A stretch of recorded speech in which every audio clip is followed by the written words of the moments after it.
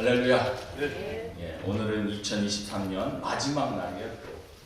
또 마지막 주일로 드려집니다. 올 한 해 동안 어떻게 다들 잘 지내셨습니까? 올 한 해 어떤 결과가 있던지 간에 분명한 것은 올 한 해를 마무리하면서 여기에 참석한 우리 모두가 영적으로 주 안에서 한 가족으로 한 지체로 만나게 해주셨고 함께 세워져 가는 줄 믿습니다. 시편 95편부터 100편까지는 이스라엘 회중들이 솔로몬의 성전을 가면서 불렀던 노래였어요. 일종의 예배 입당성이었습니다. 이스라엘 백성들은 하나님을 예배하러 성전에 들어갈 때에 시편 100편으로 감사의 찬송을 하나님께 올려드렸다는 것이죠. 짧지만 시편 100편은 기쁨과 환희가 강렬한 감사의 시편인 것입니다. 물론 성전을 올라가는 사람들 중에 예배하러 올라가는 사람들 중에는 가슴이 벅찬 사람들만 있었던 것은 아니겠죠. 그렇잖아요. 뭐 가족 중에 누가 사고를 당했다든지, 그죠? 어떤 일이 있었다든지 절망과 아픈 가슴으로 예배 자리로 올라가는 자들도 있었을 겁니다. 우리가 올 한 해를 마무리하면서 하나님께 예배하기 위해 이곳에 모였습니다. 저는 오늘 우리 모두가 하나님께 기쁨과 감사로 찬양하며 2023년 한 해를 마무리할 수 있기를 원합니다. 오늘은 하나님께 기쁨과 감사함으로 나아가자라는 제목으로 말씀을 선포합니다. 오늘 본문 1절에 온 땅이여 여호와께 즐거운 찬송을 부를지어다 말씀하고 있어요. 여기서 온 땅이여 라는 것은 하나님께서 창조하신 모든 피조물들을 말하고 있습니다. 하나님께서 창조하신 피조물들은 조물주 되시는 창조자 하나님께 즐거운 찬송을 올려드려야 한다. 하나님을 찬양하는 것은 하나님을 하나님으로서 높이는 것이죠. 하나님께서 받으실 마땅한 대접을 하나님께 올려드리는 것입니다. 창조주로서, 주권자로서, 구원자로서 하나님께 마땅히 우리가 찬양을 올려드려야 하는 것이죠. 따라서 우리가 여호와께 즐거운 찬송을 불러야 하는데 어떻게 하는 것이 하나님께 즐거운 찬송이 되겠습니까? 첫째로 2절에 보면 기쁨으로 여호와를 섬기며 노래하면서 그의 앞에 나아갈지어다. 기쁨으로 하나님을 섬기며 나아갈 때 하나님께 즐거운 찬송이 되는 줄 믿습니다. 하나님의 말씀을 아는 것이 중요한 것이 아니라 그대로 사는 것이 중요하겠죠. 실제로 주일 예배를 드리는 많은 교인들의 마음이 다 기쁜 것은 아니지 않습니까? 주일 예배를 드려야 한다는 생각으로 왔지만 이런저런 일들로 마음이 분주하고 마음을 뺏기면서 주일 예배는 드려야지 하는 마음으로 교회에 나오신 분들도 있을 거예요. 하나님을 기뻐하지 않으면서 예배드리는 일들이 우리 안에는 습관처럼 젖어들었는지 모르죠. 너무나 익숙해져 있다는 것입니다. 이건 굉장히 심각한 문제입니다. 말씀대로 살아야 하는데 우리가 기뻐하며 하나님께 즐거워하며 하나님께 예배하고 있는가? 스티브 브라운 교수가 하나님을 누리는 기쁨이라는 책에서 두 아들을 둔 어느 엄마의 이야기를 했습니다. 직장에서 퇴근하여 집에 왔더니 둘째 아이가 하루 종일 그 시궁창 진흙 같은데 진창에서 놀았는지 옷과 얼굴이 너무나 더러워져 있더랍니다. 그 아이가 엄마를 보고 반갑다고 웃으면서 달려와서 탁 안기는데 더러운 몸을 도저히 안아주지 않을 수가 없더라는 거예요. 그때 생각했답니다. 뻣뻣한 아이보다 더러운 아이를 끌어안는 게 훨씬 쉽구나. 큰 아들은 사춘기인데 매사에 뻣뻣하고 말도 안 하고 불만이 가득하여 어떻게 대해야 될지 모른다는 거예요. 여러분 사춘기 자녀들 다 겪어보셨죠? 어떻습니까? 사춘기 아이들이 되면은요 얼굴이 플랫 페이스가 되는 거예요. 표정이 없는 겁니다. 예. 하나님 눈에 예배하는 우리가 그렇게 보이지는 않는가? 여러분 탕자 이야기에서도 주님이 똑같은 이야기를 하셨어요. 두 아들이 있었잖아요. 둘째 아들은 방탕한 자녀였죠. 그래도 아버지는 방탕했던 그 아들을 돼지 오물에서 정말 냄새 풀풀 나던 그 아들, 그 자녀가 돌아오자 안아주었습니다. 얼마든지 안아줄 수 있어요. 아무리 죄인이라도 아무리 더러워도 하나님은 얼마든지 안아줄 수 있습니다. 그런데 문제는 큰아들이잖아요. 큰아들은 아버지 말을 너무나 잘 들었지만 마음에는 불평과 불만이 있었고 얼마나 마음이 뻣뻣한지 아버지가 도무지 않을 수가 없었던 거죠. 저는 어릴 때부터 주일 예배에 빠져본 적이 없습니다.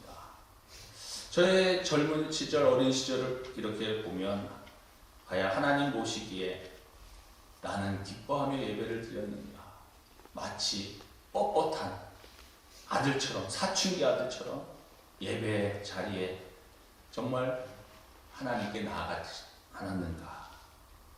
정말 어릴 적에 환호성과 기쁨으로 하나님께 예배를 드려본 적이 있었는가. 어쩔 수 없이 끌려나와 교회 가야지 해가지고 교회 다녔던 그런 어릴 적 모습도 떠오르곤 합니다. 하나님께서 오늘도 우리에게 말씀하시는 것 같습니다. 너는 왜 내 앞에만 오면 그렇게 얼굴 찌푸리냐? 화를 내냐? 오늘도 그런 표정이 있으신 분들이 있을 거예요.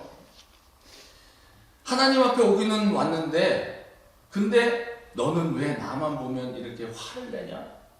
드라마 볼 때 너 얼굴 다 안다. 예능 프로그램 볼 때 네 얼굴 다 안다. 그런데 왜 너는 내 앞에만 오면 얼굴이 험악해지냐? 하나님이 그렇게 말씀하실 수 있어요. 우리가 온 마음 다해 기뻐하며 하나님을 찬양하며 나아갈 수 있는 이유에 대해서 3절 말씀에서 설명하고 있습니다. 3절 여호와가 우리 하나님이신 줄 너희는 알지어다. 그는 우리를 지으시니요 우리는 그의 것이니 그의 백성이요 그의 기르시는 양이로다. 마치 시편 23편에 나오는 내용과 닮아 있습니다. 시편 23편 1절 여호와는 나의 목자시니 내게 부족함이 없으리로다. 하나님이 우리의 목자가 되신다는 겁니다. 따라서 그가 나를 푸른 초장에 누이시고 쉴만한 물가로 인도하신다. 여기서 더 나아가 하나님은 단지 우리의 목자가 되시는 분이 아니라 우리를 지으신 분이시고 통치자이십니다. 따라서 우리는 그의 것이고 그의 백성이고 그의 기르시는 양이기에 우리가 기뻐할 수 있다는 겁니다. 이 말은 능력이 한이 없으신 하나님이 우리의 아버지가 되셔서 돌보시기 때문에 기뻐하라는 거예요. 그런데 우리 안에 찬양과 기쁨이 사라질 때가 있습니다. 왜냐하면 내가 왕이 되려고 하고 내가 목자가 되려고 하고 내가 내 인생을 이끌어 가려고 하니까 그때부터 힘들고 괴로운 겁니다. 사랑하는 성도 여러분, 우리의 것이 무엇입니까? 집입니까? 자식들입니까? 아니면 통장에 돈입니까? 명예입니까? 어느 것 하나 하나님이 주시지 않은 것이 없습니다. 우리의 생명 자체를 주신 분이 하나님이시죠. 그렇다면 내가 주장할 수 있는 것이 아무것도 없는 것입니다. 지금 이렇게 살아가고 있는 것은 하나님이 허락하셨기 때문입니다. 그렇기 때문에 우리는 하나님으로 인해 기뻐할 수 있는 것이죠. 핸델의 메시아가 처음 공연되었을 때의 일화가 너무나 유명하잖아요. 메시아가 주연된 것은 1742년 4월 13일 아일랜드의 더블린에서였어요. 그곳 자선음악단체인 필하모니 협회에서 그를 초청하여 자선신작 발표회를 갖도록 주선했던 것입니다. 더블린에서의 연주는 대성공이었습니다. 그리고 그 이듬해 1743년 영국의 런던에서 메시아가 연주되었어요. 이때 런던 연주회의 국왕 조지 2세가 참석했습니다. 왕은 할렐루야 합창 중에서 전능의 주가 다스리신다, 이 가사 있잖아요. 이 찬양에 그만 압도가 되어서 왕관을 벗고 그 자리에서 펄떡 일어났습니다. 그러자 청중들도 모두 따라 일어났어요. 그때 이후에 할렐루야 할렐루야 이 찬양 마지막에 끝나게 되면 모두 자리에 일어나는 관례가 생겼다고 합니다. 그렇습니다. 하나님은 만왕의 왕이시고 만주의 주가 되십니다. 하나님은 온 세상을 다스리실 뿐만 아니라 여러분의 생명의 주인이십니다. 하나님은 여러분의 생에 대해 크고 좋은 계획을 가지고 계십니다. 그 하나님을 찬양하는 것은 너무나 당연하고 기쁜 일입니다. 당자인 둘째 아들은 세상에 기쁨이 있는 줄로 생각하고 세상으로 나갔어요. 재물을 물쓰듯 했고 많은 친구를 사귀고 온갖 쾌락에 빠집니다. 그러나 거기에 참 기쁨이 없었던 것입니다. 허무했습니다. 그럴수록 더 세상을 사랑했지만 거기에 기쁨이 없었죠. 모든 재물을 잃고 나서야 아버지의 집에는 언제나 풍족하였다라는 사실을, 기쁨이 가득했다는 사실을 깨닫습니다. 회개하고 집으로 돌아옵니다. 그렇게 돌아와 아버지 품에 안길 때 비로소 기쁨을 얻었습니다. 아버지의 사랑에 눈을 뜨게 되는 것입니다. 교회는 구원의 감격, 기쁨과 찬양과 춤과 즐거움이 넘치는 잔칫집의 모습이 되어야 합니다. 우리는 흔히 교회를 천국의 모형이라고 말하잖아요. 천국은 잔칫집으로 비유가 되죠. 예수님은 우리의 신랑, 우리는 신부, 교회는 혼인 잔칫집과 같은 곳입니다. 즐거움과 기쁨과 미소가 넘쳐나야 하는 것이, 교회는 잔칫집이 되어야 합니다. 현실이 어둡고 힘들어도 구원의 감격을 가지고 기뻐해야 하는 것이요. 우리의 구원은 영원합니다. 영원한 하늘나라의 기업을 얻게 되는 것이, 우리가 이러한 구원의 감격과 기쁨과 즐거움이 회복되는 교회가 되어야 합니다. 잔칫집의 모습이 참 교회의 모습이죠. 성장하는 교회를 보면 특징이 있는데 항상 기쁨의 예배를 드립니다. 우울한 마음이 있어도 기쁨과 즐거움으로 예배를 드리고, 성도든 목회자든 모두가 하나가 되어서 하나님을 예배하는 것입니다. 자녀들이 부모의 돌보심과 관심 속에 있는 것처럼 우리는 하나님의 돌보심과 관심 속에 있습니다. 이 사실을 깨닫는 사람들은 그분의 음성을 듣게 됩니다. 그분의 말씀 듣는 일을 기뻐합니다. 그것이 우리 인생의 축복이며 행복인 것을 알기 때문입니다. 둘째로 어떻게 하는 것이 하나님께 즐거운 찬송이 되겠습니까? 4절에 보니까 감사함으로 그의 문에 들어가며 찬송함으로 그의 궁정에 들어가서 그에게 감사하며 그의 이름을 송축할지어다. 감사함으로 하나님께 나아갈 때 하나님께 즐거운 찬송이 되어진다. 여호와라는 뜻은 무엇입니까? 구원자입니다. 우리를 구원하시는 분이 하나님이세요. 그 하나님은 위대하고 크실 뿐만 아니라 우리의 왕이 되십니다. 올 한 해를 돌아볼 때 여러 가지 생각지 않았던 그런 아픔과 괴로움과 힘든 일이 있으셨습니까? 우리를 선한 길로 이끌어 가실 하나님께서 올 한 해를 감사함으로 하나님께 나아가시기 바랍니다. 한 나라의 왕에게 나아가기 위해서 왕의 허락 없이 접근할 수 없는 거예요. 하나님께 나아갈 수 있는 조건이 있다는, 감사함으로 나아가는 거예요. 그분이 거하시는 궁정에 들어가기 위해서 감사함으로 찬송해야 하는 것입니다. 그때 하나님을 만나는 겁니다. 그렇다면 하나님을 만나기 위해 그분께 감사하며 나가야 할 이유는 무엇인가? 5절에 보니까 여호와는 선하시니 그의 인자하심이 영원하고 그의 성실하심이 대대에 이르리로다. 하나님은 선하시고 그의 인자하심이 영원하실 뿐만 아니라 성실하심이 대대에 이른다. 이 말은 그는 변함이 없으신 분이시다.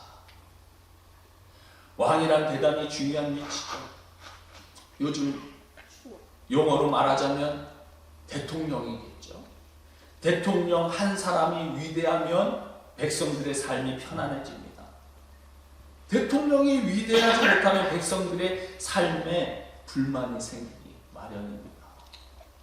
자기의 이익과 소속한 정당을 위한 대통령과는 다르다는 거예요. 자기의 정치적 후원자를 챙기는 대통령과는 다르다는 겁니다. 우리가 섬기는 왕이신 하나님은 누구의 도움을 받으시거나 도움이 필요하신 분이 아니시다. 우리가 섬기는 왕이신 하나님은 창조주이시고 전능하실 뿐만 아니라 의로운 왕이십니다. 오직 백성들을 위하여 헌신하시는 왕입니다. 자신의 생명을 바쳐서라도 백성을 구원하는 왕입니다. 우리가 하나님을 찬양하고 감사해야 하는 이유는 하나님은 우리의 도움을 주시는 선한 목자이시기 때문입니다. 요한복음 10장 10절에 보면 도둑이 오는 것은 도둑질하고 죽이고 멸망시키려는 것뿐이요 내가 온 것은 양으로 생명을 얻게 하고 더 풍성히 얻게 하려는 것이야. 생명을 얻고 더 풍성히 얻게 하려고 주님이 오셨다는 겁니다. 주님은 선한 목자이실 뿐만 아니라 성실하심이 대대에 이르시는 분이시다. 양은 목자에게 소속되어 있기 때문에 그 목자가 게으르면 양들이 제대로 먹을 수가 없어요. 그러나 부지런한 목자에게 속한 양은 항상 좋은 풀을 먹을 수 있고 깨끗한 물을 마실 수가 있는 것입니다. 우리의 선한 목자는 주님이십니다. 주님이 우리의 목자가 되시기 때문에 우리를 안전한 곳으로 인도하셔요. 궁극적으로 영원한 하나님 나라로 인도하시지만 이 땅 위에서도 평안한 곳으로 인도하십니다. 동해 같은 장애물이 등장해도 길을 내어 주십니다. 물이 없어 가랄지라도 반석에서 물을 내셨던 우리 하나님은 항상 우리에게 생명수를 주십니다. 우리를 기르시는 목자 되시는 하나님은 여전히 기적을 베푸십니다. 창조의 손, 기적의 손을 그대로 나타내십니다.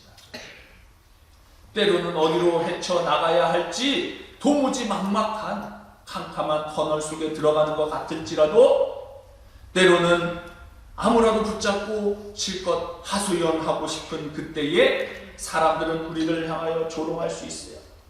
내가 믿는 하나님이 어디 있느냐? 내가 주의 백성, 주의 자녀냐?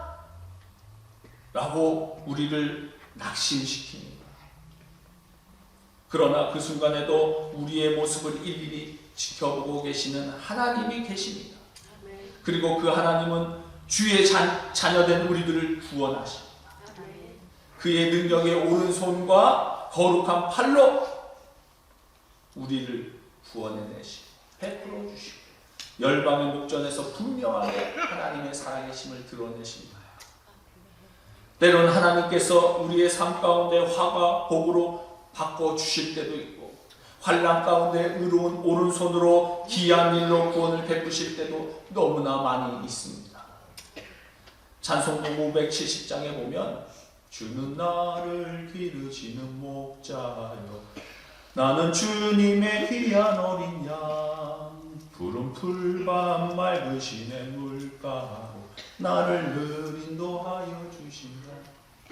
주는 나의 좋은 목자 나는 그의 어린 양 저를 따라 포를 먹여주시 내게 부족함 전혀 없어라. 주님은 우리의 선한 목자가 되셔서 우리를 자녀 삼으시고 우리를 내년 한 해도 인도해 주실 줄 믿습니다. 이 마지막 5절에 우리가 읽었듯이 여호와는 선하시 그의 인자하심이 영원하고 그의 성실하심이 대대 이르리로다. 아멘. 하나님은 선하신 분이십니다. 좋으신 분이십니다. 하나님은 온전하신 분이십니다. 그의 인자하심, 헤세드를 말하죠. 은혜가 영원하시다는 거예요. 또한 그의 성실하심이 대대에 이른다. 하나님은 사랑이 많으신 분이시고 그 사랑은 끊이지 않고 계속 이어지는 그런 성실하신 분을 이끌어 가십니다. 그래서 하나님은 선하신 분, 좋으신 분이십니다. 여러분 이것을 분명히 기억하시기 바랍니다. 그분은 우리의 왕이시고 우리를 선하심과 인자하심으로 성실하게 우리를 대대에 인도해 주실 것입니다.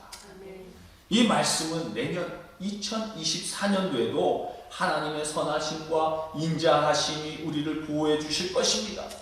라는 뜻이에요. 그러나 우리는 알잖아요. 우리는 선하지가 않습니다. 인자하지가 않습니다. 우리는 성실하지가 않습니다. 그러나 우리를 바라보시는 하나님은 선하신 분이십니다. 그래서 우리가 하나님을 찬양하는 거예요. 우리의 눈을 들어 주님을 보기를 원합니다. 우리의 시선을 하나님께로 향하기를 원합니다. 그럴 때 감사할 수 있고 그럴 때 기뻐할 수 있기 때문입니다. 올 한 해 마지막 주일인 오늘 주님을 만나러 오셨잖아요. 그러나 아마 우리의 발걸음은 그렇게 가볍지 않았을 수도 있습니다. 내가 과연 하나님께 나아갈 만한 사람인가? 하나님이 나를 기뻐하실까? 그러나 이제 예배 가운데 우리의 마음은 바뀌어야 하는 것입니다. 내가 아니라 하나님을 바라보는 거예요. 하나님은 좋으신 분이시고 인자하신 분이시고 성실하신 분이기 때문에 하나님이 오늘도 내 삶을 인도해 가시는구나. 따라서 우리는 기쁨과 감사함으로 주님을 찬양하며 나아가는 겁니다. 그러면 우리의 삶을 하나님이 인도해 주실 것입니다. 2023년 마지막 날 드려지는 이 한 해 예배 가운데 우리는 부름받은 성도로서 하나님께 기쁨과 감사로 찬양과 영광을 올려드리기 원합니다.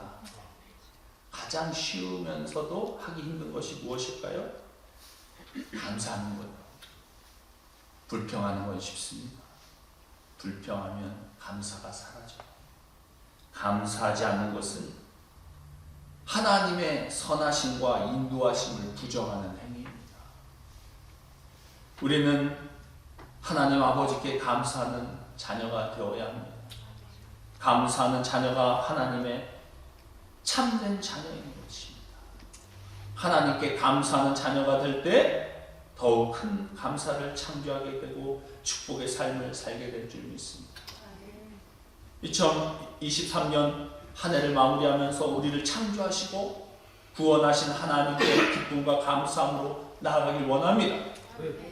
그러할 때 내년 한 해도 하나님께서는 그의 선하심과 성실하심으로 우리를 이전보다 더 좋은 곳으로 이끌어 나가실 것입니다. 이러한 믿음의 고백 가운데 감사로 기쁨으로 나아가시며 찬양을 올려드리실 수 있는 저와 여러분들 다 되시기 주님의 이름으로 축원드립니다. 기도하겠습니다.